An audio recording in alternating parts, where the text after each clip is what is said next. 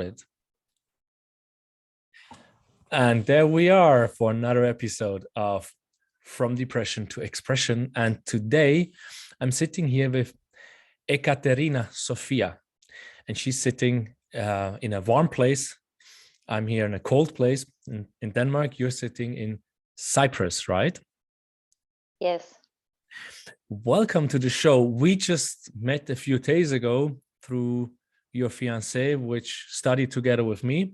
And I reached out on social media that I'm starting a new podcast, which is talking about the theme of depression, self-expression, authentic self, trauma, and how to actually change from the dark places we can end up to be ourselves and shine and be free and be light and, you know, enjoy life again. Beautiful topic. Beautiful topic. You have a few years of experience in that.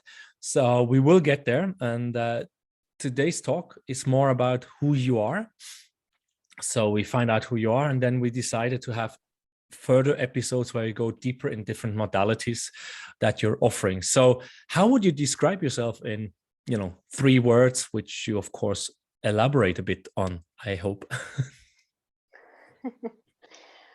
Well, I'm going to use these 3 words, and they are what I've been described as, and I can really identify with them: efficient, catalyst, and enigma. Okay. And why? Efficient because I'm actually as efficient as possible in everything that I do. It's an underneath drive that I can't control. Whether it's creating new healing modalities, passing on knowledge to other people that I've studied myself, or anything that I do, professionally or personally, I strive to be as efficient with it as possible. A catalyst because I know that somehow, either intentionally or unintentionally, ever since I was little, I've always catalyzed change around me. So I find that people start to go through things, or change starts to happen faster, much like what a catalyst is in a chemistry class. And an enigma is because I have so many contradicting hobbies and likes and dislikes, which people generally wouldn't think that a person would have. If they like one thing, that they would like another one. So wow, that alone opens the door for a lot of questions. Do you have, let's see if it comes in the third question, about a hobby or a secret, what is it called? A fun fact that people do not know, because enigma, when you already say contradicting hobbies and likes, dislikes, where other people would say, no, you cannot, like a dog and a cat. Yes, you can, but this is like the standard one. But the next question, let's see if I get even more questions coming up after that. If you're a new color in a coloring box, what color would you be, and why would you be that color? I think I'll go for lavender. Okay. Because it's both a cold color and a warm color to me. A very gentle and nurturing. Also, lavender has this incredible smell and is very clearing, healing, petite. Yeah, lavender. So is the wall behind you, it kind of looks lavender to me now in this light. Yes. I don't know, that's through the screen, right? Through the camera, it looks a bit lavenderish. So it's yes, it's really this crazy. Yes. It's really this crazy. You have a yellow, a yellow and lavender or purple background, which are, now I'm not doing the test with my eyes, right? The complementary color. If you put a color on a white wall and you look at it for, what was it, 30 seconds or something like that, and then you remove it, your eyes will project, or your brain will create the complementary color on that white surface. It looks very much that you have that behind you. And you're good. on the for the ones which are watching the YouTube, they see it, that Ekaterina sits very much in the middle of both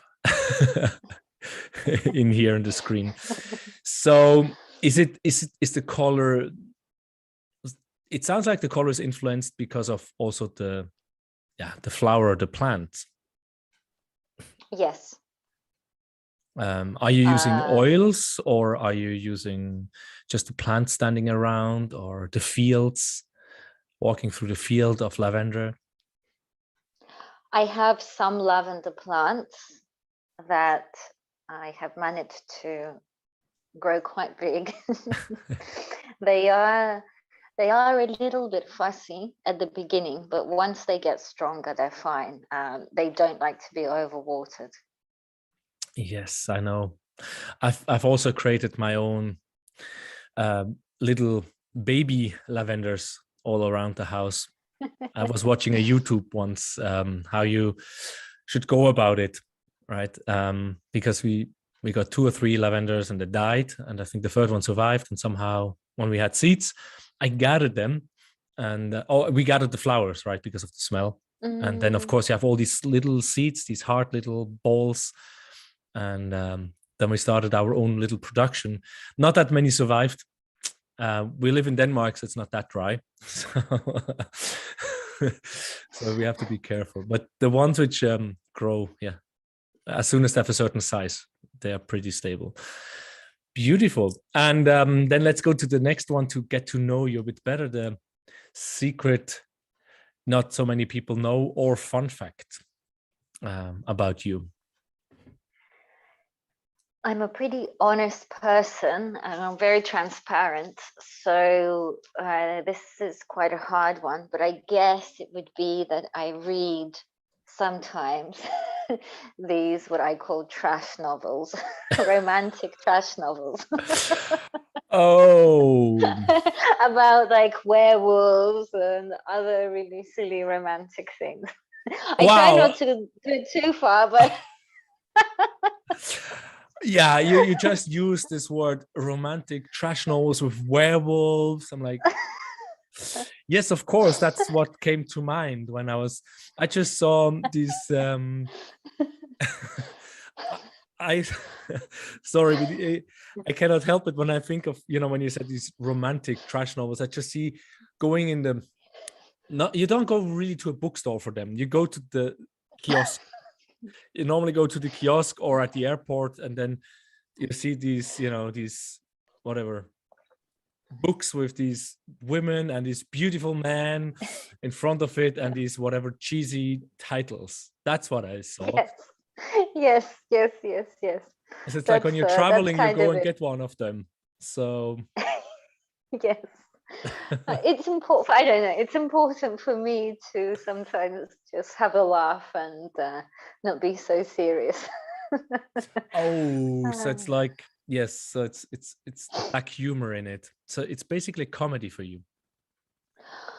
No, I can sometimes really relate to the characters in some obscure way.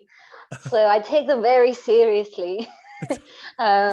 My other half, Henrik, he's like, "You've been reading one of those novels, haven't you? Because I'm just not available to the world. I don't answer the phone. I'm just like, I go into my little world." And you can read them very quickly. So it usually takes about a day and a half, but it's like a little retreat from the world. Okay, so basically it's just also to turn off your your conscious thinking of what's ever going on. Do you tend to jump on one of those werewolf and vampire, the werewolf falls in love with the vampire novels, and they have this incredible sex on this sunset on the beach, when you have been overworking with whatever you're doing? Yes, sometimes when I just need a little bit more inspiration or a break, usually when I've been really, really busy. and have been doing a lot of communicating with a lot of new people. Okay. And been very, very active. So let's see next time I talk to you if our interview was very draining energy wise and you needed a bit of vampire help. Yes, I mean, I love that. I love that. When we connected the first time to find out, how we go about these interviews, I asked you where you are from, because when I hear the accent and I know you're in Cyprus and Ekaterina, for me, I wasn't quite sure. I know a few from Cyprus actually, which studied here in Denmark, and from Greece. I don't remember, 5-10 people, and yeah, the names are very special for me, right? as a Swiss living in Denmark. And then you shared that you're Russian, but you grew up in England and you had a tie to Cyprus. So that's also why your English accent comes through. So how comes your connection to Cyprus this many years? Well, we've just been coming here with my family pretty much every year since I was 11, 12. And that was because the English sun was not strong enough? No, my family stayed in Russia. I studied in boarding school in England. Okay, so you went from Russia to Cyprus? Yes, mostly. Okay. Sometimes, yes, I come here directly, but a lot of Russians come to Cyprus. Are you doing I mean, for me, Cyprus was like, okay, we went last summer, like Henrik apparently came last summer. We didn't meet, and we really enjoyed it. And that was also like, I had a hard time to plan my stay. For me, is when I go somewhere, I basically, the ideas come when I'm there. I somehow need to absorb the energy there, or the views or the options. So for me, it's hard to, just internet. Of course, it's nice to go up front, but then you think of Cyprus like, oh, there's like these temples and these old Greek myths and culture. So how did you go? Did you go for, let's go to the beach, and then you were there for 1, 2, 3 weeks on the beach? Or did you go around and look at the temples and absorb? I have been brought up in a very active family. So half the day on the beach, the other half the day definitely exploring. Okay. Everything. So Cyprus is a really magical place. It doesn't matter how many times you've been here, there is always something else to see. Okay, so you were also attracted by the energy of the cultural background it has, or depth, or? I mean, I was 11. I can't. No, but now you're older. Attracted for anything. No, but now that you keep coming back and you moved there. Yes. When I was young, my parents said to me that when I got fed up of England, I will come and move and live here to get some sun. I'm 36 now, and almost 2 years ago I moved here. So their prediction became true. But at the time, I said to them, I am never going to live in this village of an island. So yeah. England is an island too, a bit bigger though. I think it's very, very nice here, but it's not a metropolitan, cosmopolitan, fast-moving society. It's a place that you want to come when you have already done a lot of stuff, found out who you are, and if it fits, then you can live here. Okay, so now we know also that part of you. So tell me more. We talk about depression, trauma, expression, finding your authentic self. So what is your story in that? What are your experiences? I mean, for my former podcast, Oliver Schirach show, I had a few people which had near-death experiences. I had Viking lore experts with runes and the magic around runes, and you know, the invisible people and the spirits going around you, if you believe them or not. And so what is your story? How did you come into helping other people with, you talked about energy healing and meditation and more psychology lately. So I'm curious. Want to hear. I think that a lot of the examples that you gave just now are very, very magical. But for me, I believe that magic exists in our everyday life. And when we first met a couple of days ago and we spoke, you shared your story about depression and going through difficult times. And this is what I believe that majority of people go through on one level or another, and overcoming this and finding different ways to cope, heal, and then move forward is the true magic for me. And this is what anything that these modalities should do is bring forward this healing that people can actually use. This is true magic. This is true transformation. And this is what we really want. I believe this is what we really need. Yeah. So, but how did you get into this world? I mean, for me, it was, yes, I just got more and more depressed, right? And then I got fed up with psychiatrist and psychologist and the doctor, and just like, take this pill. I'm like, yeah, but that doesn't remove, that feeling of unworthiness, that feeling of, not moving forward, moving in circles, and holding back. I want to get rid of this, holding back feeling. That was kind of my drive, right? The resistance, get rid of that resistance somehow. So what is your story? I think my story starts a lot earlier than I even realized. But the true beginning of this part of my journey was probably back in 2010, where I was standing in a swimming pool. I used to go swimming training every morning before work, well, 5 days a week before work.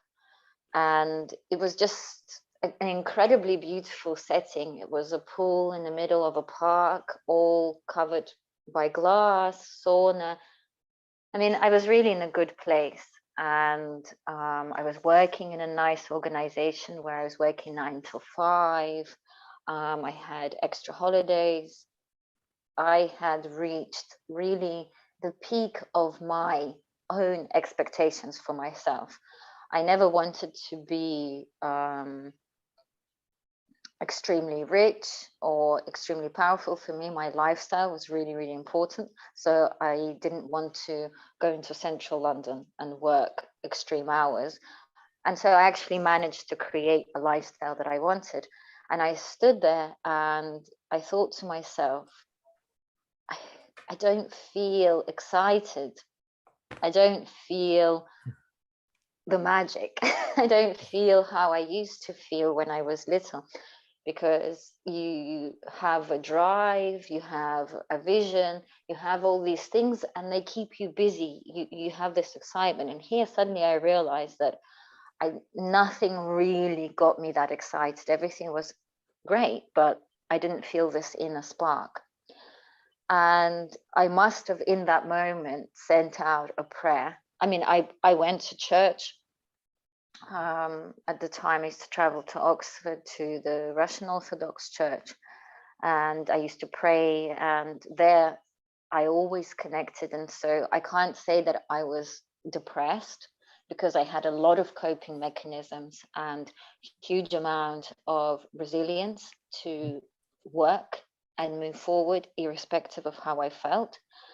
And so yeah, this state crept in, and I managed to sense it and sent out this intention. And I never went to the pool on Saturdays because it was really busy and it just wasn't of interest to me. But this time I just really wanted to go and use the sauna and go to the pool.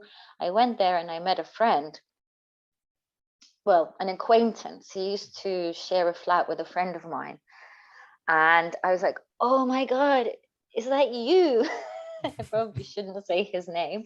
Let's make up something like, Peter, is that you? And he's like, yeah, it's me. Like, you look amazing. You look 10 years younger and you just look great. And this guy, he used to eat a box of KFC, Kentucky Fried Chicken every night, like smoke a lot of pot and have a master's degree in James Bond. And he and he just transformed. Like he was like really with it, looking fit. And I said, what are you doing? And he goes, oh, I've started studying and practicing Reiki. And I said to him, I mean, back then I was a lot more bossy because I was very, I mean, I'm still bossy now, but I was more bossy back then. I said, okay, Ricky. Oh, oops, you'll have to delete that, his name. All right, Peter. And contact your Reiki teacher and set me up an appointment. I've got a free day. Da, da, da, da, da. And of course, he followed my instruction. And within that week, I had already met with a Reiki teacher. And I said to her, I'd like to learn Reiki. And she said to me that maybe I would like to try a Reiki healing or maybe read a book about it. I said, no. This guy, he studied Reiki and he got good results. I know this works. I'm not following any other path. So I want to study it. That's it. So yeah, then I studied it and my journey began. And from there, my life started to change. I became a vegan for many years. Now I sometimes eat meat and live a more balanced lifestyle for myself. And yeah, it kind of brought me here where I am offering these modalities. So I can see, then you said, I started being vegan for many years and now you're more balanced. So you think like some people are overdoing it with one type of lifestyle. Now vegan has been something you could see, like vegan and don't touch anything else and it's bad. And you realized, for you, did you realize that you're overdoing it with vegan food, or did you get sick from it, or what happened there that you say, okay, now once in a while I eat meat? I wouldn't say that somebody is wrong to be vegan at all. I'm not going to go down that path because everybody knows their own body, everybody knows their own system. For me, I got sick, and I believe it's because I'm an O blood type group. And so even though I was eating a fully balanced diet, somehow my body just wasn't getting the right nutrients from it to the right level. And generally, I just have a rather, like, I like to go fully in with everything. And so when I wanted to become really, really clear and be a clear channel and learn Reiki properly, I started with eating just raw vegetables and fruit. And it turns out that's a really, really bad idea because my body basically just wasn't really processing them, and my energy levels went down. And now I know, and I recommend if anybody wants to do this kind of cleanse, especially for longer than a month, go steamed, eat steamed everything. Because then your body can actually break it down easily. So there are a lot of mistakes that I made, and maybe if I had started correctly, I could have sustained a vegan diet for a lot longer. Yeah. Yeah. I think that's a very good message. I've been struggling. Of course, I do a lot of sports, and I wanted to have like be 150 years old, healthy, strong, mentally and physically and everything. And I don't know, the last 2-3 years must have been a YouTube video from one guy talking exactly about that, because he was Indian and then he grew up as a vegan, then pescarian, then vegan again. And he said this is all bullshit, because especially Instagram has made a lot of people really famous and rich by showing off their vegan life. And then suddenly, you hear in the news or somewhere in Twitter or whatever it is that they saw that person eating a steak. But they keep this, this facade of vegan only, but they end up, having problems. A woman, having her whatever hormonal disbalance at 35 already, instead of like 40, 45, 50, whatever that time is. And then when she changed to eat meat again, it was better, but she didn't really publicly talk about that. She kept her vegan face. And, it's nice that people are coming out and say, you know what? And this Indian guy said, for some people, vegan might be the right lifestyle, because, as you say, their body type is meant for that. Their blood type is meant for vegan only. And other people probably have to have a much higher intake in fish. And other people are having a good time with a good beef, because I realize when I eat a good beef, and that doesn't mean I go down little Aldi, whatever the super discount shops you have, and you buy 1 kilo for $2 or something like that, or pounds or whatever it is. Don't expect good meat. Don't expect that your body is healthy, because it's full of poison. It's full of toxins. So once in a while, a really good steak, and spend the 30 pounds for half a kilo, whatever it is. I don't know exact the price for some good meat once in a while. But also, when, as you say, vegan doesn't mean raw all the time. Yes. And then it's just balanced. So it's very nice that you see it that way. As I said, but it's not, everyone is different. Everyone knows its body. But I think our social media world has, and I think that's also part of the depression. I think we believe too much what's going on the news, social media. We're falling down one or the other trap and forget to listen to our body. And especially now, you're Russian, you lived a long time in the UK, and now you live in Greece. The culture, the lifestyle is quite different in these countries, right? What you eat, how you eat, when you eat, amount of sun, your physical activities are different. And I've been married to a Romanian woman. I'm Swiss. We live in Denmark. Our kids are a mix between us. So what is the right diet for them? It's quite difficult for us to actually tell them. I mean, my daughter might be eating the way I eat and be healthy, where my son probably needs to eat like my wife or ex-wife, or something in between. But how do we teach to listen to the body? How do we do that, right? So I think that's also one of your teachings. You want to teach people to find the right modalities for them. Absolutely. I don't think I'm quite there yet. For me, my modalities are mostly to do with the mind, yes, and awareness, but something that I'm looking to do and expand to in the future, definitely.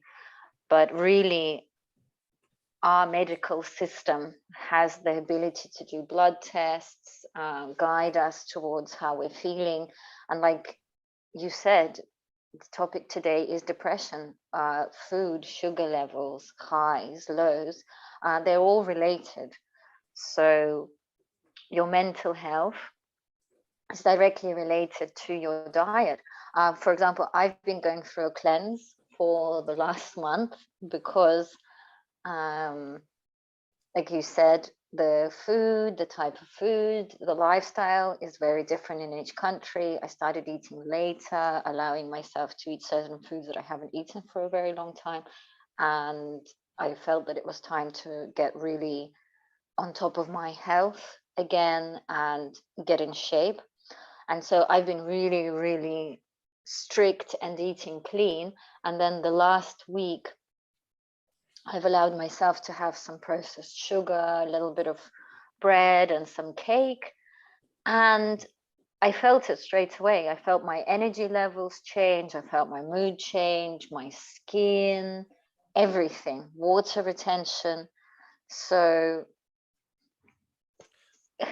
you don't need to even listen to your body. It kind of shouts at you Yeah, but with how it feels. what is your experience of other people? Now you say your body shouts at you. I have realized, because I had the kids, and then yeah, we made the mistake when they were 2-3 years old of not continuing, that's the next question, what is clean food for you? Like, whatever we thought is a healthy diet, and I didn't set my boundaries. I said, no, let's wait until kids are 5-6 years old, so they really are used to all kind of vegetables, all kind of fruits, before we start down the pasta and pommes and chicken nugget road for the kids, right? And I could see when I had the kids, I was eating more pasta. In Switzerland, we eat most pasta per head, more than Italians. So just for the listeners, I might have said it in another podcast. I was surprised when I was in Denmark. I found like food related topics. Where is kebab coming from? Like the Döner kebab, Germany, Berlin, from a Turkish guy. And he's poor, even though you get it everywhere. Where's ketchup coming from, etc., etc. Right? So Swiss people eat most pasta per head and kilo. So I was eating, again, with the kids, more pasta, more minced meat, and around my nose I could feel, you get this point which hurts. It feels fatty, and I'm like, whoa, I can feel it right away. But if you're not aware, I mean, people listening here, like, oh, I don't know how the body shouts at me. I mean, water retention, you told that. For the last weeks, I have a hard time to sleep through the night again. I mean, sleeping through the night for me means only waking up once. So now I wake up again 3-4 times, and I'm like, what is going on? And you just mentioned water retention. Do you mean like going on the bathroom during nights? Is that one of the signs that you eat wrong? Well, water retention is like puffiness. So you see the puffiness around your eyes, like swollen feet, swollen hands. Body shouting at you. The body shouts at you when I'm not an actual expert in this. So this is just my own personal experience. Yeah. When the levels of being clogged up and toxicity are just too high. So the older you get, the worse it gets. So you talk about your children, but your children are probably fine. The only thing that you might notice is maybe some mood alterations or sleep patterns. So you have to move that maybe potentially unhealthy foods to less times per week and earlier in the day, so that they can run it out and process it. And anyway, like I said, I'm not an expert in this, but for me, because of my age, even though I'm still very young, but already my body, it needs a lot more care. For example, milk is much harder to drink. I can have kefir or other probiotic milk drinks in moderation. And that's a key, moderation. But that's you can have pasta without anything else sugary that day, and maybe without a ton of cheese on it and processed tomato sauce and a lot of salt. So the pasta is not the problem. The better, unless you're gluten intolerant or whatever. So the food itself that you're eating is not the issue. It's are you eating it in moderation, and what are you combining it with, and how does the rest of your week look? Yeah, you but can drink alcohol, but have you eaten some liver beforehand, or have you taken some liver enzymes that your liver is going to be able to restore itself afterwards? Why are you drinking it? And bringing it back to the topic of depression, spirituality, creativity, we have to remember that I believe that we are God's incarnate. We are made in the image of God. We have the full potential to change our reality and be whatever we want to be. And so praying over food, setting intention over food, eating with awareness can make a big difference. In the book of the Apostles, I can't remember, I think it was Peter who was wrote the letters to advise people how it's better to be Christians. And one of the questions was there, can we eat meat that was sacrificed by idol worshippers? And what he answered was, of course you can eat it if your faith is strong enough. If you feel that you prayed over it and it's fine, you can eat it. If you feel that it's going to be bad for you, don't. Wow. And Yeah, the placebo effect proves this, and so on and so forth. it's you just opened two paths, at least for me. So the one was when I asked about how do you know how the body is screaming at you. I didn't mean about my kids. I mean, everyone has to look at the kids itself. Like, if they're always cranky, then probably if they're else going well to school and everything is fine, but it's Easter or Christmas and they just get much more sugar, then probably they shouldn't get the Coke on Christmas Eve. Just give them water instead when they're already running around and drive you crazy, right? But it was more for me. For me, the sign is really around the nose, that I get really fatty nose. I can see that. And I was also feeling, as I said, the water retention, I thought perhaps if I, start to eat too much bread and pasta and minced meat, I can see when I eat minced meat, my stomach doesn't like it. It can be from a good beef, right? And then when it's minced, it doesn't work. I have no idea what the connection there is for me. If that's probably why I'm waking up so much, because of the food. And for other people which say, yeah, but I do not really realize if I eat too much of the unclean food, how my body reacts. That's where I was like, okay, how to listen to yourself. So I would say for me, what I heard out is like, okay, look at your skin, right? You start to have pimples around the nose mostly, or the face. Do you see difference in the skin around the face, because the face has a lot of different skin types? How is your mood when you say foggy? Spiritually, I think for people, toxicity, when that is high, then you have a hard time to think clearly. You're much faster irritated, I would say, according to my experience, and you have like a heavy head.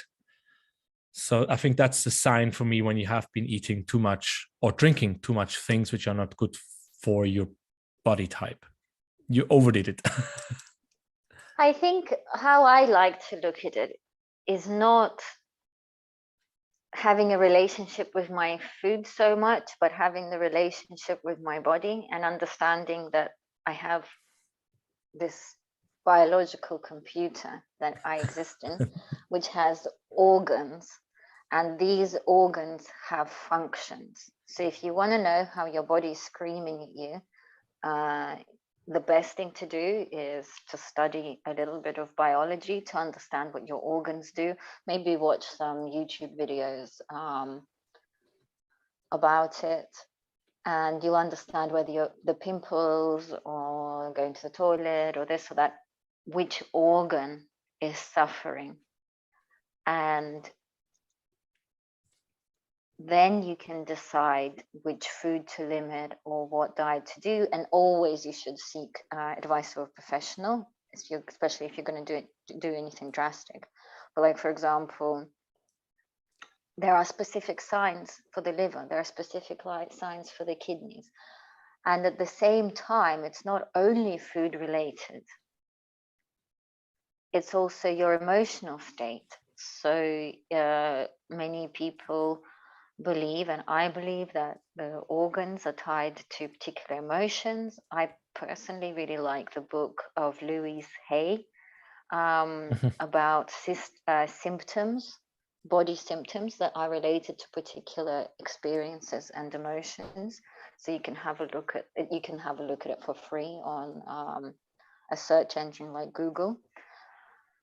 And you can see your symptoms, how they're related to how you're feeling. Yes. And also, if you're making particular choices, are you doing it because you're feeling a particular way already? Like when I'm concerned about stuff, when I don't feel safe, I overeat. Like literally since the whole COVID situation has begun, I've been overeating. Like, obviously, I'm doing as much as I can, and I'm healing, and I'm trying to be good.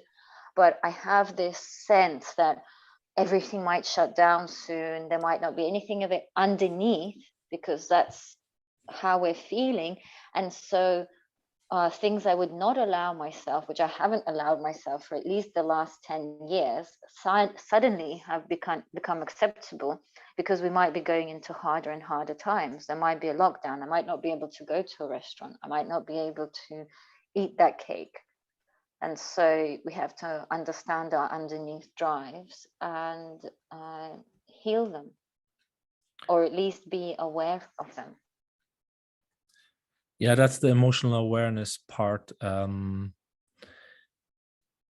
me just jump in for the other splinter I had was because you said Yes. about praying or meditating over the food. I mean, I come to realize more and more praying and meditation for me is basically more or less the same. I realize to some degree.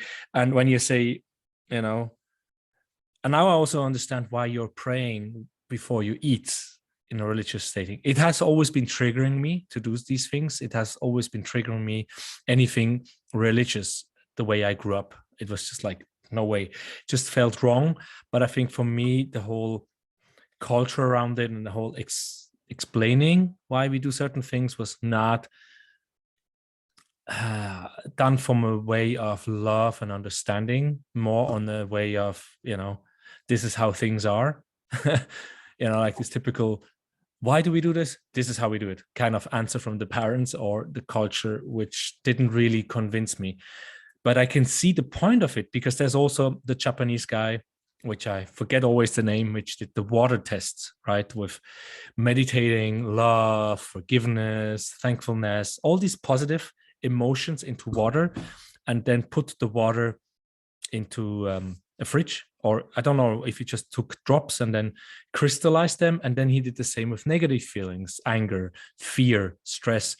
And the positive feelings created beautiful, harmonious crystals, where the negative feelings and emotions created just disharmonized, even dark crystals.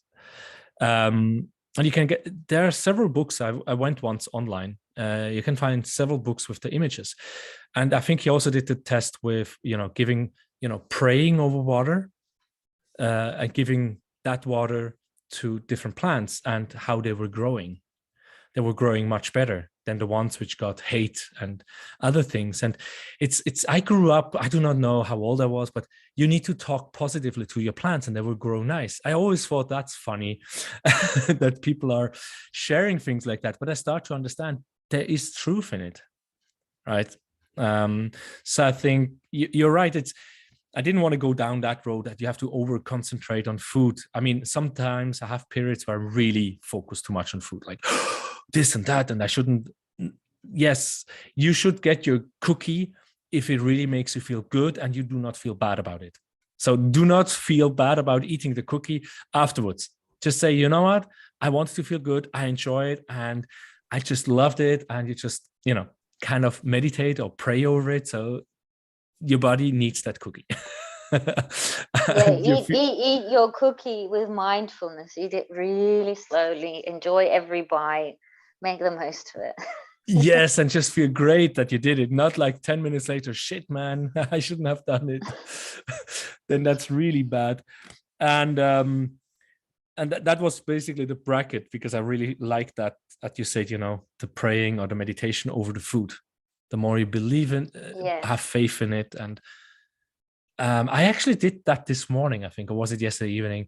I have some spices on my, I'm living in an apartment now, no more garden and stuff like that. So I have a few spices there, oregano, parsley, and I don't know what the other things are. And I just looked at the glass of water and I just sent love into it. And then I gave water to all of these plants. So that was something I did. It's a really powerful thing to do. And I'm a little bit technical with stuff. I think that prayer and meditation is similar, but they have a slightly different function. And Yes. I would go as far as to say that every word that you say is a prayer. We can go choose. And we go down that way. meditation, yeah, and meditation is the awareness that you put into the words. So the meditative state. So we can touch on this topic in the meditation conversation if you like, but we what can I take a wanted to slight also we can take a slight look into it, so like a teaser for the bigger talk. Yeah, but also what I've noticed a lot with a lot of clients that come to me, and just generally people who are from places like England, Germany, Denmark, more Western European countries, you do get very triggered by religious things. And I was just having a conversation yesterday that our world, our governments are constantly repeating the same cycles over and over again. And I believe that we're going to get into another one of these cycles where people reach a certain level of freedom and there are innovative ideas, and then these innovative good ideas are hijacked and brought into some kind of control system again, and and then eventually that system all fails. People start again, things get better, there's an innovative system, it gets hijacked, and so on and so forth. Yeah. And I think that Christianity, especially for European countries, was hijacked like that back in its day. Let's say, I don't know, 300-400 years ago, when they whoever was in control started to use it to repress, limit, hurt, control. Yeah, also the witch hunting and all that stuff. Exactly, all of this stuff. So whereas it didn't really happen in the Orthodox world, it didn't really happen in some of the other religions. So there isn't that instinctive feeling that it was used as a control mechanism.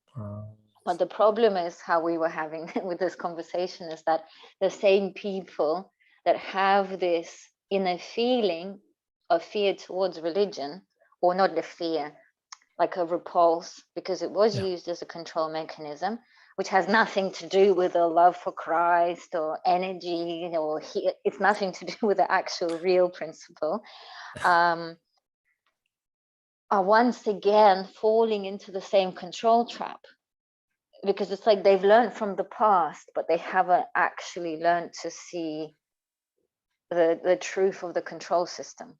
Probably because each time the people who do see it, they get repressed, shut off, killed. So my advice without going deep into these topics, my advice to the listener who has this trigger point towards prayer and anything religious is, like, I've seen it. They much the people who have these trigger points, they much rather go into Buddhism or Hinduism or anything else, ayahuasca ceremonies, which are actually a religious practice of the Aboriginal, more Aboriginal style or native style cultures. Yeah, South American natives. Then their own practices, which they can actually understand much better, because it's in their own history, because of this block.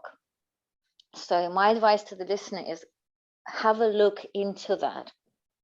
Divide the control, the hate, the hurt, the ancestral trauma that you're carrying from the actual true faith, the message of love, the message of peace, because your own lineage is much closer to you. It's going to be a lot easier for you to understand these principles. I'm not saying that everybody should become Christian, but you can't heal if you deny a part of yourself, and that's a part of your lineage. Yeah, but I think that's a good thing. Now you touched on several things, right? Meditation and praying and the power of words, right? I mean, the thought is one thing, and taking action on a thought is actually saying something. And when you said something, if you just say it like that out, it still might have, you know, some energy and consequence, even if there's no one here to hear it because it's going out into the world. But especially if I say something to you or to someone else, when I say it, I will have to take another action to take it back if I say something bad or misunderstanding, mean. So it is kind of like praying. And the other thing is also you touch on ancestral trauma, right? Because when you talk about that, I just, for me, it automatically went there. Okay, it goes back a few generations, so it's kind of carried from generation to generation, this mistrust towards religion. I mean, I can just look at my parents and I can look at the grandparents, at least from my father's side. I don't have the feeling they were very religious. My mom's side, I have the feeling, but I'm not so sure. And yes, the misunderstanding, right? The misuse of power, where we get disconnected. And I'm reading now for the kids my first Bible in Danish. So it's a very simplified version of the Bible. And I'm like, wow, I do not remember all these stories. But now with all the knowledge I have through the different spiritual modalities I went through and learned, it's quite funny to read the stories because you look at them quite different, right? To see what is underneath. And you said ayahuasca, and I've heard an interview this a few months ago from a specialist. There's a podcast which is talking about the different healing plants around the world. And he also talks about wine, how the Greek and the Romans used wine to heal wounds. And drinking wine was actually better than drinking water because water was always kind of, you know, not so clean back then. But he's also talking about cannabis. He's talking about opium. He's talking about, all these things. And ayahuasqueros, the ayahuasca was actually not meant for people to get the spiritual growth and the understanding. It was normally the ayahuasquero which took the ayahuasca to help the people, to get the messages for the people. So we turn it actually around now, that people go themselves and take ayahuasca instead of, the priest. But that might be just the growth we have, to come to a new level of understanding. I don't know. I'm not so advanced. I'm just a Padawan, as you say in Star Wars, right? I'm learning. We all are. So, but let's go turn a little bit more back again to, depression and expression. What are the causes you see or think or believe from your experience? I'm not asking you to cite any spiritual or psychology book, Jung or whoever it is, right? Freud. What is depression for you, and what do you think can cause depression in people? Yeah, so obviously, like you've mentioned already, a disclaimer that it's not any medical advice or anything like that. For me, from my personal experience and from my experience with working with people, I believe that the depression at its first stage is a sign that you're ready for change. So you're no longer pleased or able to be creative, able to be who you're supposed to be, which is constantly changing, in your environment anymore.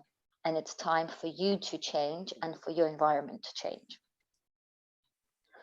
The next stage of depression that I divided into for my own personal experience and use, is when you're stuck in that state. You didn't take the right steps to change your environment and yourself, and you can't move forward. You're basically stuck, and you lose hope, you lose faith, you lose love, and you have no connection to your reality. You have no wisdom left, and you are kind of a little bit dead. And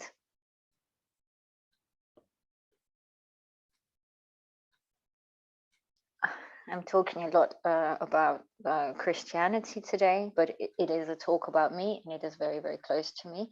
And like I've mentioned, it's a topic that's easiest to understand. And in Christianity, suicide or depression is one of the highest sins that you can have, because even more than bringing harm to other people, because it's basically the opposite to being alive. It's the opposite to being made in the image of God. It's the opposite of creativity. And so when you're stuck in this darkness, in this lack of light, in this lack of ability to move forward, if you don't have anything to help you get out of it, it's basically like living a nightmare or a hell. It's a really, really terrible thing.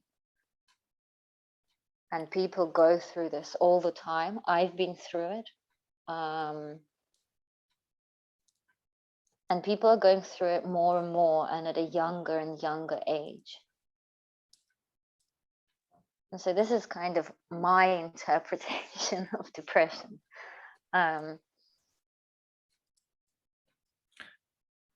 Yeah, what I heard, and that's something that struck a chord with me, because I've been told, like, just go out and work, just take whatever job, just go into production and everything. I'm like, I have so much more to offer than go in a production where then I don't see the kids.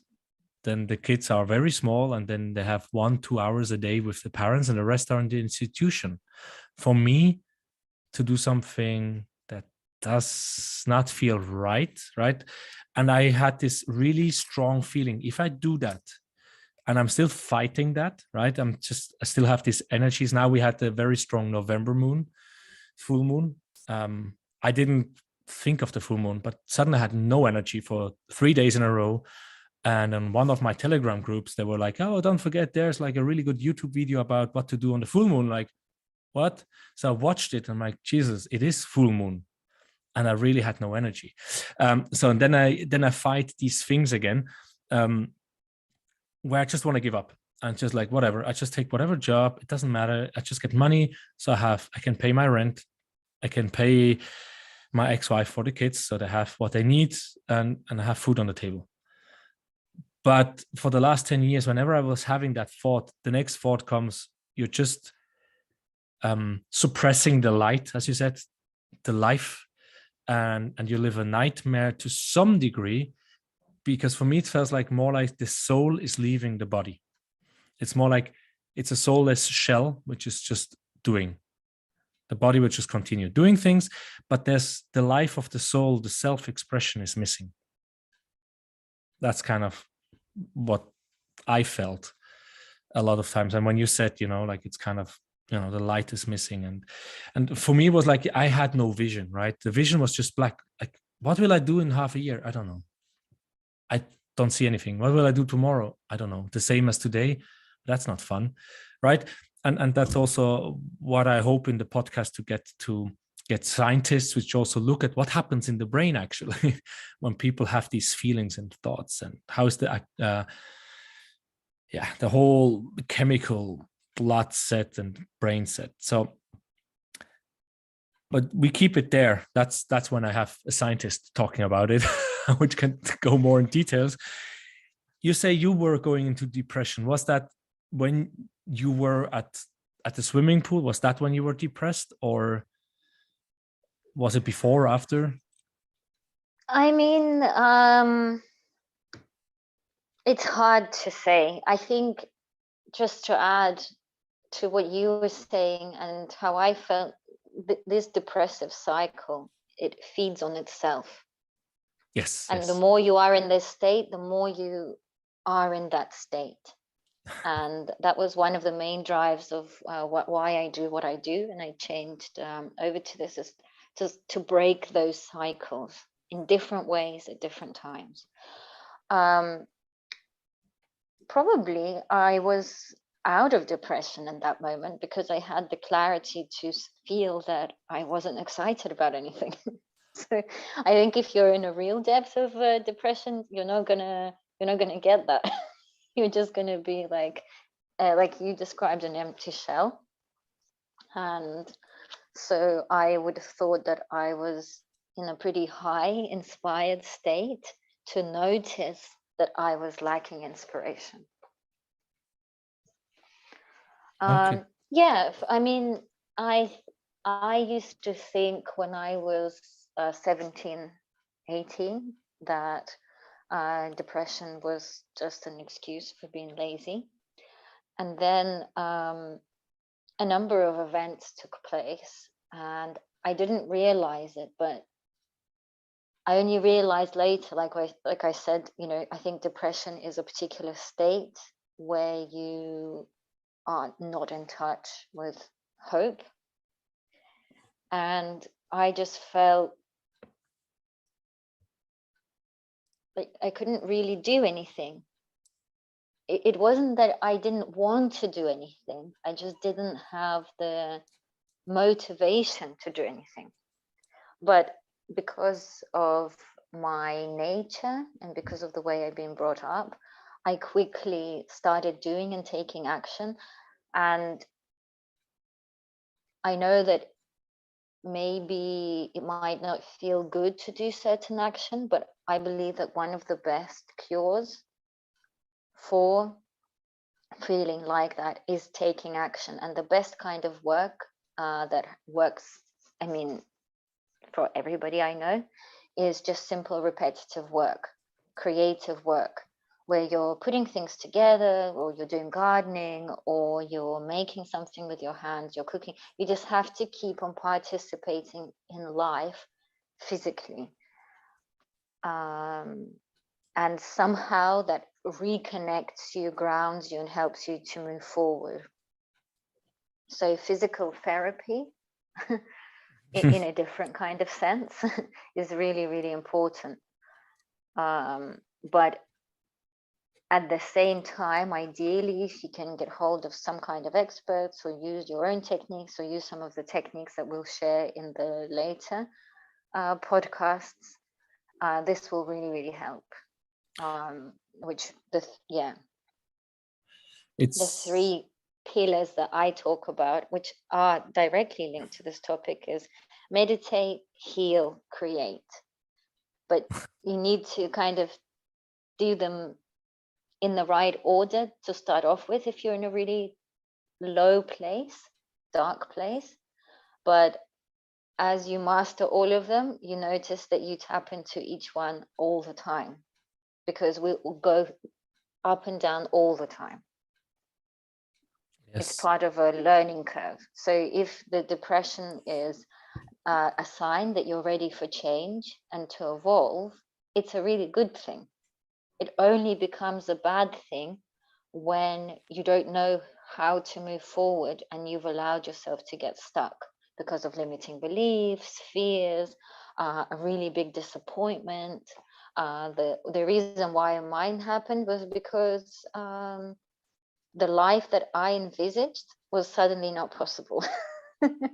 So it was like, and then it took me some time to create a new vision and become more flexible with my visions and be like, okay, so basically I lost my identity. And this happens all the time to people. And this is going to be happening more and more with what we're going through. People who are attached to their job, if they lose their job, they lose their identity. If you're attached to your hobby and you can't do it anymore, you lose your identity. If you're attached to being a husband or something else, and that goes away, yeah, you lose your identity. Yeah. Also, if you lose your muscles, if you identify yourself with being healthy, fit, and now you have an accident. Exactly. So, but the reason why you're feeling like this is because you're ready for a change and growth. What you had before no longer suits you. Yeah, and for me, this you're ready for a growth. I mean, that makes so much sense. Of course, being in the spiritual, world a bit, and listening to a lot of things and modalities and podcasts and YouTubes and books and whatever you can get. It's also, the universe, God, your higher self is pushing you. But I think somehow, for me, now I'm 43. I think for me, it started when I was 14, 15, 16, that I was just pushed, but I didn't take the path. And, in this spiritual community, everyone says, you're the right place at the right time. Everything has its meaning and everything is as it should be. I'm like, yes, because I didn't learn, because I didn't take the actions. It's like, of course, it will come back and back and back until I take the action. I take the lesson and say, you know what? Okay, I'm not the identity I thought I am. And if people do not respect me, accept me the way I am, good, then they're no longer part of the whole thing. I mean, that's what you hear a lot of times also when I had the different interviews on my other podcast, which I think I'm going to repost some here on From Depression to Expression, because I think they're related to it. It's really like you create your surroundings, you have your cultures, and it's also, let's say you're born Russian, lived in England, now in Cyprus. I'm born Swiss, moved to Denmark, had a Romanian wife. You can make these combinations all around the world, right? It's probably you're born somewhere. That's because you wanted to experience something and then you grow out of it. Because now now my microphone just jumped down. Now you as a soul have learned something and you grow to the next lesson, to the next change, to the next growth. And it's not always easy. And do you think these changes, are these done by one person? I mean, you can only do the change by yourself, but can you do it without having help from external therapists, coaches, medicine man, shamans, whatever you want to call it, psychologues, friends, family? Can you do it alone, or do you think you need someone to help you guide? And why would you need someone to guide you if you would need a guidance? This really, really depends on the individual. When I went on the journey, some of the guidance definitely confused me a lot more, and maybe took me down an avenue that I wouldn't say that wasn't right, but was really, really helpful to understand what I shouldn't teach people. A lot of things I learned, I was guided, but it only clicked in when I understood it, when I went through the experience. So it's a very, very difficult question to answer. It really depends if you resonate with the teachings, if that's what is the right thing for yourself. But ultimately, I think each person should aim towards being empowered to cope with change themselves, rather than going and learning all of these spiritual, often new age modalities or psychology or anything else just for the sake of learning it and using it. Kind of having a mission and a vision to where you're going with it. And I would recommend that where you're going with it is to have a complete set of skills to go through change. Okay, so I can see you make sense, right? I mean, from myself and with other people I talked, right? So you can over spiritualize yourself because you're in a depression and you want to grow and you want to know what is my purpose of life. And I'm doing a Akashic record reading class now where I'm dowsing, and I'm really surprised how well it works. I'm like, yeah, I'm not. All right. And you don't have to be like super in meditative state and see the Akashic records and feel everything. No, you just say, in my case, I just look, I'm going in the elevator, I'm going from the third material dimension to the fifth dimension. And now I want to have a yes and a no, right? And it works. You practice, of course, first. You think of yes and you think of no. And but we can be really overdoing it, right? Everywhere. And you get confused and distracted, and you want to learn everything. In case of me, I want to learn so much about everything and just practice and learn and master it. And which can be overwhelming. And that's why I asked you, right? I mean, you can climb a mountain and get to the top and have the light and the overview over yourself. Let's say the mountain gives you the overview over yourself and who you are. You can get up that mountain on many paths. Some paths are very difficult because you end up on a, I don't know, like a negative inclination. So you basically have a very hard time to go up there, or you have to go back down, or you get into a swamp, or you get into an ice patch. Oh, it's really raining hard now. So in case you hear something in the background, it's because it started raining outside. I'm close to a window. But I think when you have a coach or a guide which has been there, right? Someone which has experienced depression, like the suicide thoughts that I cannot anymore. Why should I continue a life where it's just always the same and I cannot create, which has been there and climbed up and comes to you and helps you and gives you the hand or gives you the tools and say, look, these are the tools. And I mean, coaching is not to put the ideas in the head. Coaching is to find out what does the person need, and then they take from their toolbox the things they think that person could use. So you now know what you can learn and then apply it. Where when you go alone, in my case, you just absorb everything. And I have that feeling, right? You just go in this book and that podcast and this YouTube and you just absorb. Where I think when you have a coach that could probably guide you a bit more effective, a bit more focused on what you might need. Or do I get it wrong? I mean, now you're helping other people. It's hard. It's hard for me to say, yes, you need a coach, because I am a coach, but I don't believe you need one necessarily. So today's topic, this podcast topic is depression to expression.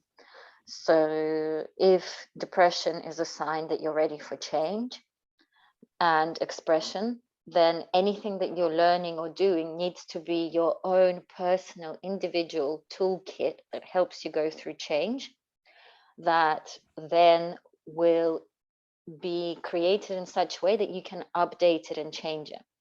If you can find a coach to help you create this toolkit for yourself, great. If you can find a combination of teachers and coaches to help you create this tool box, great. If you're becoming overly dependent or you're not actually learning to do it yourself, how you said earlier, are you actually learning your lesson? Are you moving forward? So when I work in my one-to-ones, I'm very, very strict to make sure that people are not getting dependent on me and that they are learning, taking responsibility and moving forward, because it is possible to take people on a path that maybe worked for you or on a path that you think will work for them. But if you're not actually empowering them, helping them get this toolbox, the moment that you're not available, when they need to overcome that lesson, they're going to fail. They're not going to feel like they're good enough, and they're going to, even if they are able, they might not have the confidence. So yes, of course you need somebody, but you need them for the right reasons. And the second thing is feeling overwhelmed and all over the place and learning stuff, there's absolutely nothing wrong with that. I believe that our true purpose, and maybe I'm spoiling it a little bit now, our true purpose is being light, is shining as much light. And depression is shining as little light as possible, basically. So it's the opposite of living your purpose. So if your purpose is shining light, then anything that you're doing is your purpose, as long as it's adding to your light shining. So if in this moment in time, studying a course is inspiring you, getting you to move forward, then this is your purpose. This is great. If it's no longer doing that and doing the opposite, then maybe you need to look to a different action. So that's kind of how I box stuff. Is it adding to my light state right now? Sometimes it can be very challenging, things that don't feel good at all, but they're actually adding for me feeling lighter. Like it can be uncomfortable to take action, it can be uncomfortable to publish your work or and things like that, but they add to my light. So it's not so how you judge it has to be clear. And then the second bit is your toolbox for adding to your light, to moving through the dark places. Yeah, and we will look at those in the next modalities, because otherwise we're going to have like a 4-hour podcast now. Yeah. Yeah, exactly. And if we would do that, we will have my daughter coming up and sewing her what is it, a spider squat t-shirt, because she got 2 new batches. Because actually when we talk about, you know, spirituality, Christianity, Orthodox, I mean, we don't really look at Buddhism or African religion or whatever. We got the light from what's the church called? Yeah, everything was in Danish, so I sometimes have difficulties to translate it. I have a feeling what it means, but I'm not quite sure. From the church in Bethlehem, which has the light burning all the time since 1080 or something like that. Yes. It's in the center of Jerusalem. There's a church, which has this that has the eternal flame, but actually it relights every year, and then the year it doesn't come, and it'll be the end of the world. But then, no, I think there's the light. fire. It has been light all the time, and they moved it to Europe in 1980, or like a part of it. And in Denmark, we have 2 churches which have it all the time burning. Mm-hmm. So the local church, as far as I understood, I mean, I do understand Danish, but sometimes there are things which I'm, you know, not really talking about. So there's vocabulary I'm not sure. He went yesterday or the day before to get the flame in an oil lantern. And so I have a little candle. Oh, I have to actually put a new candle for that one because it's going low. So we have that light at home. So my daughter got the little batch and she wants to sew it on. So that actually fits to shine the light. And we try perfectly. Yeah. It's actually, we tried this year to keep that candle running and running. So I need to buy a few candles before Christmas. I have 3 big ones here, but I don't think that's going to be enough until Christmas. So we try to keep that flame running. I have it in a metal jar, right? So when I'm not home, so nothing can happen. But we will not do it that way. Yeah, this is actually a perfect metaphor for our conversation today. It's keeping your own flame running, like doing everything possible to keep your own flame running. Yeah, and let's see how this will motivate us to actually shine our light through this darkness, right? From, you know, November, December are really dark in Denmark, and then finally January, when the air is so cold, then you have much less clouds and much less rain, and then it's immediately getting much lighter, even though the days are not that much longer. But because, you know, now the air is so filled with humidity that you have so many clouds and rain, it makes the whole thing darker. But anyway, so now we went around the word depression, and because it's depression to expression, what is this authentic self-expression for you? How do you see that? I mean, you touched already on it throughout the interview, but just like to focus on it now. I think ultimately it's the ability to be a joy. Okay, it's not the same thing as being happy or being surrounded by perfect circumstances. It's being able to have that inner joy, irrespective of anything else that's going through. You're going through or going around you, and vibrate it, shine it to your environment. Ultimately, if you have mastered that, I think that's ascension in the body. Because then you're good with everything. You have this inner joy, and you're creating an environment around you and in you that you can express, you can create from. And then what you choose to create, what you choose to express, is probably going to be aligned to what is happening around you in the moment. Because often people say, I am this, or I am that, or I like this and I dislike that. And maybe that is a true expression of them, but maybe that's just a limitation or a very temporary expression. Okay. I'm giving you a very, I speak like a real politician. I'm giving you a really wishy-washy answer, but I'm trying to cover it on the bigger scale. I'm trying to cover it on the bigger scale, because if we talk about change is the only constant, is change. And if depression is the sign of needing change, then you're constantly on the verge of being unhappy with your circumstances or ready to change them. And who you are ultimately is that inner joy, inner light.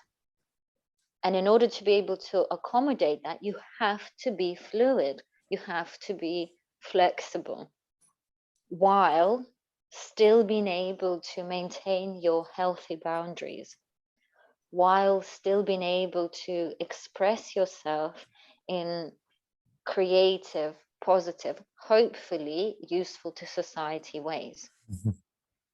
So living in service. But you can live in service, you can be yourself, you can do all these things that are supposed to make you who you are. But if you don't have that inner joy, you're not who you are. And you might even be still depressed underneath. Yes, and that's of course, I've heard in different versions, like the Christ consciousness, the Buddha consciousness, being the shepherd consciousness, and I guess that's also why religion or people in power probably have misused these kind of terms for their own purpose. That being in service doesn't mean that you have to give up everything you are. So, I'm going there. I mean, one friend, a Romanian-Hungarian friend, which moved to Paris, he wrote to me when, things started getting bad with my ex-wife. And, you're depressed and you don't go to church and help people.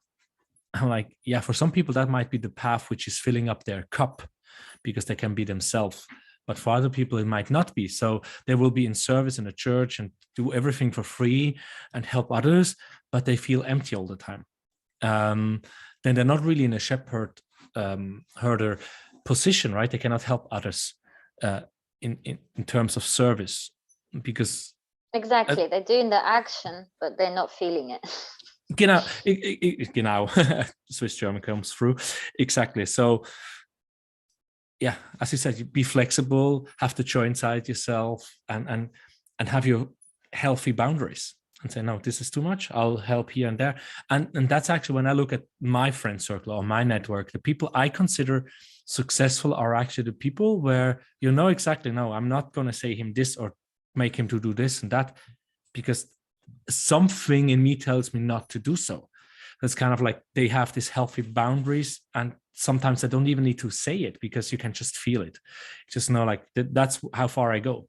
If I go further, I might miss a good friend or someone in my network because I'm just not respectful with them. And we need to learn to have that as well, like that people are respecting us for who we are and what our boundaries are. And being okay if your boundaries right now for you to have this inner joy, which is not the same as happiness, it's like a sense of being complete, a sense of being in your creativity. If today it happens to be that your boundaries are literally you can only have your dog next to you or your cat, you have to listen to that because that's how vulnerable you are today. But some people, they create this external pressure and go, no, I have to go and be there for that person because of their people pleasing, because they don't feel that they're enough just by being. And the action looks really good, but they're not doing it from the right energy. And then later, they've both betrayed themselves. They've betrayed their inner child. We'll talk about that another time. And they feel more empty. They feel bad. So being accepting of what your boundaries are and knowing that your boundaries can only increase by their width to include if you take care of yourself properly, if you nurture this inner strength, this inner light, this creativity, this expression, who you actually are from within. Exactly. Beautiful. And as I said, we can easily go on for 4 or 5 hours. So that's why we are splitting it up in several episodes.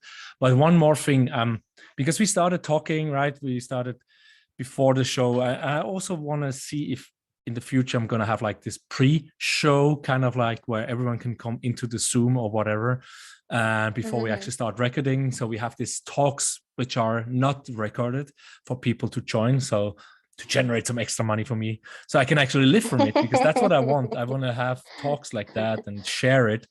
So far, I have also to earn money otherwise.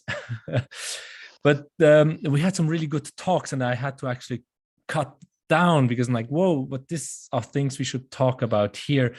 And you were we started talking about energy healing, because you also mentioned here your path started in 2010. This feeling of like, why I'm not happy. I have all this material exterior things in my life that I wanted. I didn't want more, right? I have the job, kind of a job I wanted. I have the wealth I need, and yet I'm missing something. You came into Reiki, and Reiki, however you pronounce it, Reiki. I think we'll have to be Japanese to say it correctly. So. I'm not Japanese, not in this lifetime. Who knows? I might have been. No, I don't think I've ever been a samurai or a fighter. It's not in my nature. I think I've might be been a teacher or something. It's an energy modality, right? An energy healing modality where you use globes and visualization and other things. I have not learned Reiki. I've just had a bit touch here and there when some kind of guided meditation was done through Reiki. So what did you learn from it, and what is the reason for you that actually moved away from energy healing and you went more into this psychology part, as you called it in the pre-show, so to speak? Just to start off, to say there's absolutely nothing wrong with the traditional Reiki system. It's very complete in itself, and there are many hospitals in Japan, and as far as I know in Hawaii, that use it. And it's not a profession, it's a lifestyle. So there are principles that you live by. Okay. Very similar to Christian principles. But I moved away from it because my clientele, the people that I'm reaching are more everyday people who are not necessarily pursuing. I do have a lot of people who are pursuing higher principles, but even people who are pursuing higher principles still live in this material world, still live in this every day. And what I started to realize is that, especially when you give a very transformational experience to a human being, to a person, through energy healing, where it resets and changes things, a person doesn't really know what to do with that. They don't know how to, they don't necessarily have the tools, what we were speaking about earlier, how to deal with the change, how to make the changes to align themselves to the new energy, how to make the right choices of who they should be around, how to set up good boundaries, how to change their inner voice, how to change their own decisions and habits, instincts, and so on. That was number one. And number two, I also realized that we are here to experience this world, and we can go very, very high, but by mastering the body, by mastering the mind, by mastering your life. And it's exactly like what we spoke about a moment ago, of keeping that inner flame, that inner joy alive, that who you really are.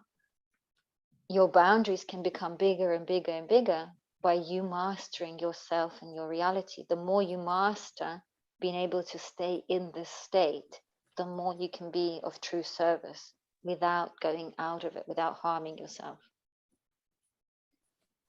And so I realized that both in order to reach more people and in order to help people go through the journey, because once you've done energy healing modalities, I believe that this energy runs through you, runs through your voice, especially if you're trying your best to live by those principles. It runs around you, so you are affecting people anyway. To help people move forward easier, and to help people know what to do. And so the 3 areas that we will be covering, they are all about that. They are your toolbox, and you can pick whatever things fit for you in order to have a smoother ride. Yeah, less bumps on the road. I mean, and that's coming again back to our talk. I mean, what I've learned from you today with how you see depression, right? So depression is one thing that you realize something is wrong and you get down.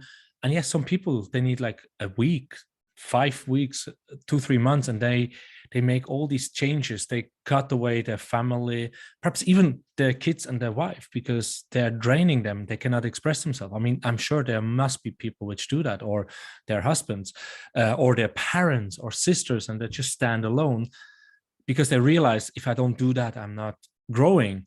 Eventually they might come back to the family or not, who knows. And others are staying there for 10-20 years because they're, as you say, they use all these things, but they're not using the tools. They're not having the courage, perhaps, to actually make those steps. And then the bumps or on the even road. having the courage to be honest with themselves, what is causing their unhappiness. Like it could be that somebody's actually genuinely in a really, really toxic relationship, but they're just not choosing to admit that. Some people have been actually mentally, physically, verbally abused, or living with an abuser, or I mean, they can be actually really big, horrific reasons why a person is feeling this way. They're going through post-traumatic stress disorder from something that happened earlier, but they don't have the courage to face that, so they think they are depressed because of something else, or they're just running away from their reality because they don't think that they have the right support system, or that they can face it, and so on and so forth. So it's a big thing, and it's very widespread. And I can see it, of course, I can see it easier in people around me than in myself, but I've also learned a lot about, shadow work and triggers. Because now we have like 1.5 hours. So I think we most likely came around it, so not to overwhelm our listeners for the first episode.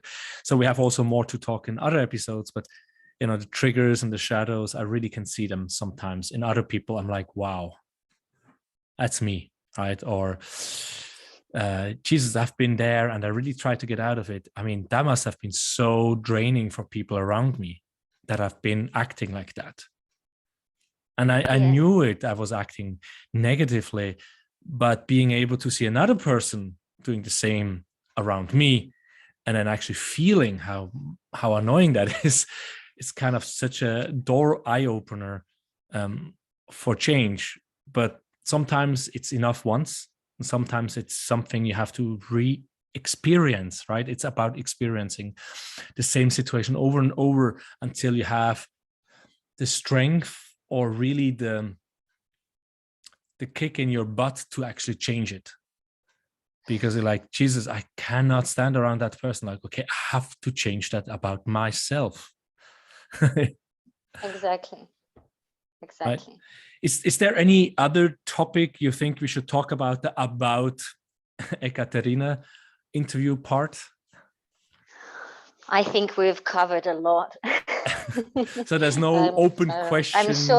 I'm sure there will be more glimpses of me as we talk about other topics, because they are an inspiration of my own journey, and the journey that I've gone through with my clients. Yes. So I mean, we talked about where you come from, what catapulted you, your own depression and realization, why you moved away from energy healing. This was kind of like the modality which brought you into this world. We looked at how you look at depression, what is the cause of depression, and how, not only superficial, we went a little bit deeper into what we can do. We didn't look at the toolboxes because that would explode the the podcast here, but we will look at some of the tools in the future podcasts. We also looked at what it means to self-express, right? What is an expression? So we covered like depression expression part here. So how and where do you want people to reach out to you? I mean, we can give you a phone number and address, and then they will just all fly to you, but we don't want that, because the million of people which will watch my show will then end up in Cyprus. But where do you want to have them at the moment? Currently, I'm going through a new setup, because my new project is Peace of Mind, which is directed for people to have a more peaceful mind. And the website is in the process of being launched. So you could go to the Facebook group, Peace of Mind, and join and have a look at some of the material on there, and wait for the future announcements of where there'll be a lot more things available. And from there you can reach me in the message box. Okay. So that there's a way to reach me directly through the group. Yeah, so in case they want a one-on-one session with you, right? Because we talked about it, that you start this Peace of Mind project and the new webpage because you want to be able to reach more people. And there's only one of you, so you do not know yet how to splinter yourself up into several versions so you can reach more people. So that's why you want to have this online videos and classes available for people, but you're also offering one-on-one sessions. So that's for people to know. Either you can go the cheaper way. My one-on-ones are really for people who they're ready for change. Yeah. Because I'm very like I value my time and I value the person's time. So if you're ready for change, come.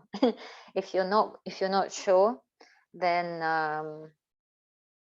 you can try and come. But we might trigger you a bit too much. So yes. But yes. How do they know if they're ready? I mean, truly ready, or just curious and they just want your attention instead of real change?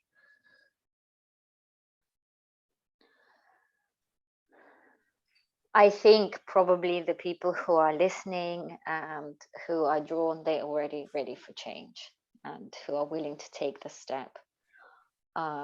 Because like you said earlier, everything comes at the right time and everything is aligned. But it's more about, like what you said, you had the call when you were around 16, but you just weren't ready to step forward. And you can Fearful. only, yes. So I don't think you can know it. If you make the call and you come, especially after my threat of it really happening, then you're ready. Yeah, but that's perfect. Super. Is there anything else you would send people to? A podcast, a book, a teaching? I mean, read the Bible in what is it? The original language. It's not even Latin. Oh The original gosh, language. I don't think I don't even think you can get hold of those translations. They're only for the people who study theology, because like every other word has 4 other potential meanings. Exactly. I would say journal. Journal. Morning or evening? Just learn to journal. If you have nothing to journal, do a gratitude list. If you are experiencing something, just write it down, because journaling is a really, really powerful way to get awareness of yourself. Okay, that's good. Journaling for awareness, and I guess just start writing down, right? And then sometimes things are coming. Just start writing down, and then you might be like, oh my gosh, this is actually what I sound like in my own head. No wonder. No wonder people don't want to talk to me. No wonder I'm depressed. Yeah. But yeah. So you gave us also good advice here. Perfect. So, Ekaterina, we talk after we close here. And for the listeners of this new podcast of mine, I'm so happy. I love to have talks like that. And I'm so happy I actually finally pushed the button after 6 weeks of procrastinating. That was actually short. Last time it took me, whatever, 4 or 5 years of procrastinating until I started my first podcast. Now it was only 4 or 5 weeks. I'm working on the logo, and in a few days I want to hit the release button. So thank you, listeners, and please subscribe, like, whatever it's needed so you don't miss any show. Reach out to Ekaterina, reach out to me. There will be an outro which I will make, a really professional one with music and all that stuff, whatever. I don't know how it will sound, but please reach out to me. Seriously, if you want to be interviewed, if you know someone that should be interviewed, if you want to learn more about me or my guests or anything, if you have any feedback, if you want to help me, like, hey, I'm really good in post-processing or whatever it is, reach out to me. This is all non-profit at the moment. I'm not living from it. I'm doing it because I feel really great having these interviews. And I want to share this knowledge. I really want to help people to, be inspired about this kind of work and help people which are depressed or on the way to depression or know someone which is depressed or on the way out of it, how to actually, as you say, feel the inner light, feel the lightness, feel the joy, and be able to express yourself and actually have your way in life so you feel, hey, that was great.